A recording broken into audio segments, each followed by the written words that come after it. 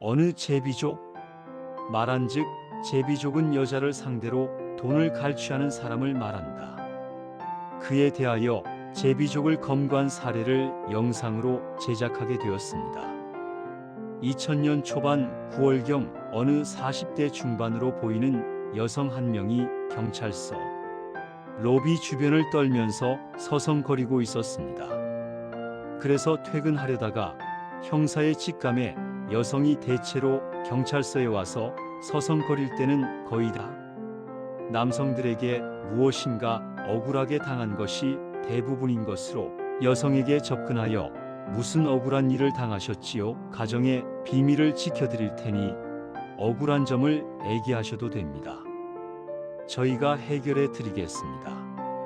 마음 편하게 상담해 드린다고 한 후 경찰서 내 진술 녹화실. 이곳은 조용하고 마음의 안정을 찾는 방으로 피해자 또는 피의자들이 진술을 하는 것을 녹음을 하는 공간으로 대화를 이어가던 중 피해 여성은 서대문구 소재 카바레에서 50대 중반 남성을 만나서 불륜 관계를 이어오던 중 그 남자가 갑자기 돈을 요구하여 돈이 없다고 하자 갑자기 그럼 우리 관계를 남편에게 알린다고 협박을 하여 달라는 돈 3천만 원을 남편에게 발각될까봐 돈을 주었고, 이어서 또다시 1천 또 지나 1천 모두 5천만 원을 협박에 못 이겨 건네주었는데 계속하여 돈을 요구하여 피해자인 40대 여성은 도저히 돈을 마련할 길이 없고 빌릴 곳도 없어서 남편이 혹시 알게 될까봐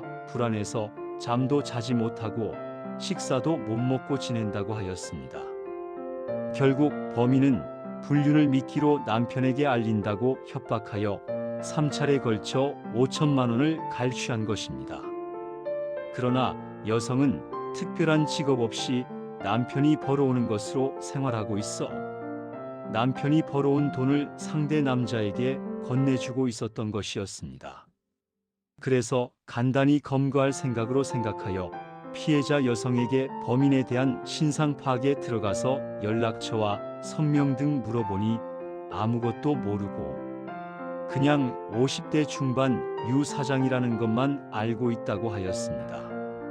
수사는 생각했던 것보다 너무 광범위하고 특별한 단서가 없어 피해자를 상대로 범인의 단서가 될 만한 것에 대하여 상세히 물어보면서 주로 교제를 할 시 어디에서 만났냐고 물어보았더니 정릉 소재 호텔 앞에서 주로 만났고 만날 시 주로 택시를 타고 왔다고 하였습니다.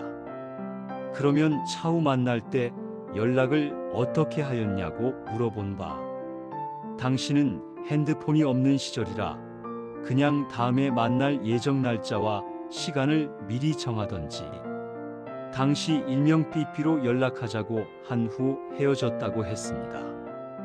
더욱 더 막막하여 생각하던 중 범인에 대한 것은 오직 피해자 얼굴을 알고 있고 나이는 50대 중반 사는 곳은 전혀 모르고 성도 확실한지 모르나 일단 유사장 이것뿐이라 더욱 더 물어본 바 집안에 나이든 어머니를 모시고 살고 있다고 한 것 같다고 하여 주로 만날 시 택시를 타고 왔다고 하여 택시 방향을 관찰한 바 미아리 방향에서 택시를 타고 온 것으로 예상하고 특별한 수사에 단서가 없어 성북구 주민으로 예상되어 성북구 동사무소를 피해자를 대동하고 하루에 몇 개 동사무소를 데리고 가서 개인별 나이 50대 중반으로 생년월일 조회하여 개인별 사진을 열람하면서 약 10일간 10개 동사무소 이상 하루하루 다니고 있는데 한 동사무소에서 피해자 눈을 크게 뜨면서 손가락으로 범인의 얼굴을 가리키면서 이 남자예요 하면서 놀라는 것이었습니다.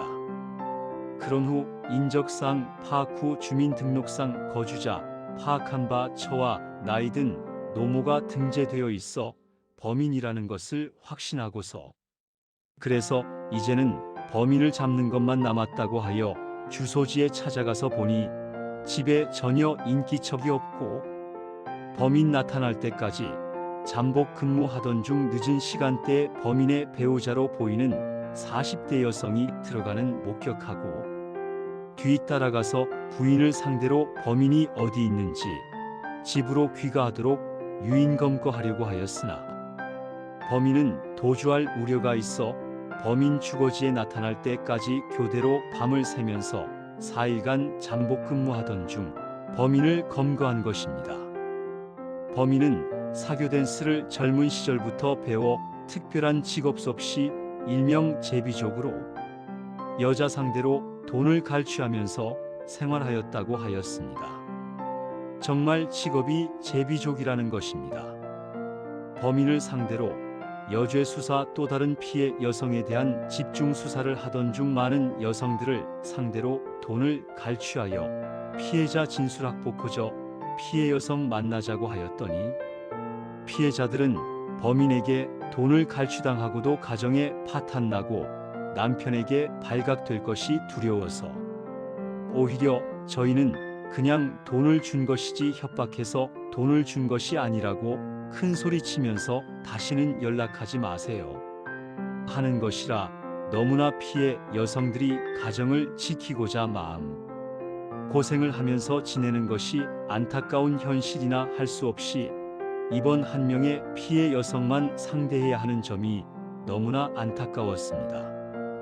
재차 범인 상대로 조사를 받던 중 범인의 부인이 찾아와서 우리 남편을 당뇨에 혈압도 안 좋아서 남에게 나쁜 짓을 절대 하지 않고 지내는 사람이라고 하여 일단 듣고 부인에게 현재 가정생활에 대하여 물어본 바 남편이 당뇨와 혈압 등으로 결혼 후 평생 무직으로 지내고 자신은 새벽에 신문 배달, 화장품 외판 야쿠르트 등 생활을 하면서 살아가고 있다고 하면서 왜 우리 남편을 잡아갔냐고 물어보아 할 수 없이 남편인 여성을 상대로 불륜관계 유지하고 이를 미끼로 돈을 갈취한 사람이라고 하였더니 부인은 바닥에 주저앉고 눈물만 흘리면서 어떻게 나는 열심히 살아가고 있는데 어떻게 그럴 수 있냐고 하면서 계속해서 눈물을 흘리는 아주 인상에 남는 사건을